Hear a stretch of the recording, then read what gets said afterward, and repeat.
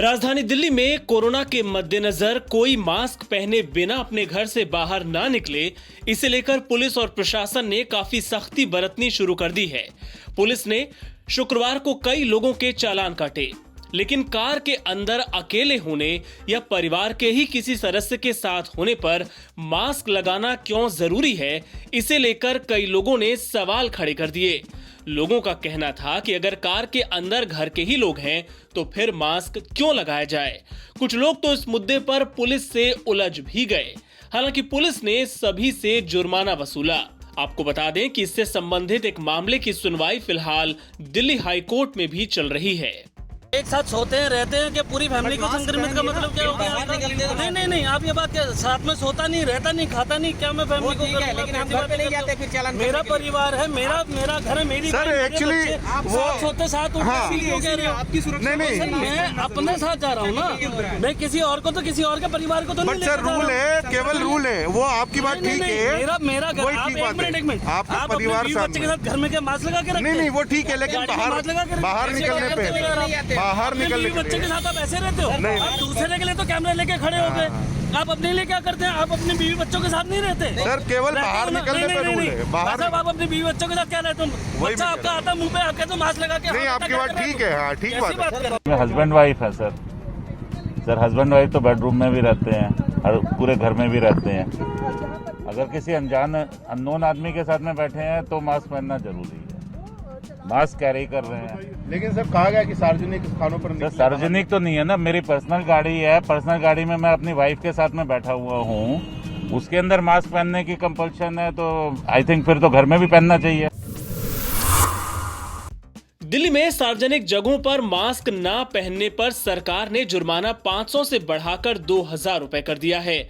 वैसे तो कोरोना को लेकर जागरूक लोग इसका स्वागत कर रहे हैं, पर कुछ लोगों का कहना है कि इससे पुलिस की मनमानी बढ़ेगी और सरकार को कोई दूसरा विकल्प अपनाना चाहिए था। देखिए, ये सरकार मजबूरी में किया है। हालांकि जनपद में सारे लोग मास्क वास्क लगा के आ रहे हैं और जो कस्टमर आ रहे हैं वो भी मास्क लगा के आ रहे हैं। हम लोगों को यहाँ सख्ती भी है, चालान काटने वाले भी घूम रहे हैं। यहाँ के जो पुलिस हैं, सब प्रशासन आके लोगों को मास्क वास्क लगाने के लिए बता रही है, तो यहाँ काफ़ी जागरूकता है। लोग, दिल्ली सरकार मजबूरी में ये कदम उठाया ताकि हर इंसान जागरूकता हो। ये जो डेली बेस पे काम करने वाले, जिनकी मजदूर दिहाड़ी 200-300 रुपये 400 रुपये पूरे दिन की भैया, उनके लिए तो अगर वो किसी चीज़ को जो है ड्रिंक भी कर रहे हैं, कोई पानी वगैरह, वाटर वगैरह, कुछ ईट कर रहे हैं कहीं पर खड़े होके, तो पीछे से वो डायरेक्टली आके चालान दो। जिनके पास खुद का इतना पैसा नहीं है कि भैया वो अपना परिवार चला सके, वो कैसे चालान भरे? इससे तो अच्छा है कि ये जो चालान काटने की जगह खुद एक मास्क लेके ये जिसको देख रहे हैं उसके हैंड ओवर मास्क करे कि आप इसे प्लीज़ लगाइए। बहुत अच्छी बात है। मैं तो ये समझता हूँ जो भी फैसला लेते हैं राष्ट्र हित में है। हमें ये देखना चाहिए, ना तो कोई पार्टी देखनी चाहिए, हमारा टारगेट ये होना चाहिए कि मतलब किस लिए हो रहा है। कोरोना वायरस के लिए भारत बायोटेक की कोवैक्सीन के ट्रायल का तीसरा चरण शुरू हो गया है। तीसरे चरण के ट्रायल में हरियाणा के गृह और स्वास्थ्य मंत्री अनिल विज को भी वैक्सीन लगाई गई। वो इस वैक्सीन ट्रायल के लिए खुद ही वॉलंटियर बने। उन्हें अंबाला में डॉक्टरों के संरक्षण में ये टीका लगाया गया। तीसरे चरण के दौरान 25,800 लोगों पर इस वैक्सीन का ट्रायल किया जाना है। 67 साल के अनिल विज ने कहा कि उन्होंने स्वेच्छा से इसे लगवाने की पेशकश की ताकि बाकी लोग निर्भीक होकर इसके ट्रायल में हिस्सा ले सकें और ये वैक्सीन जल्द से जल्द बनकर बाजार में आ सके। हिंदुस्तान के लिए बहुत गर्व की बात है कि हिंदुस्तान की एक कंपनी भारत बायोटेक ने वैक्सीन का निर्माण किया है उस बीमारी के लिए जिससे आज सारा विश्व ग्रसित है।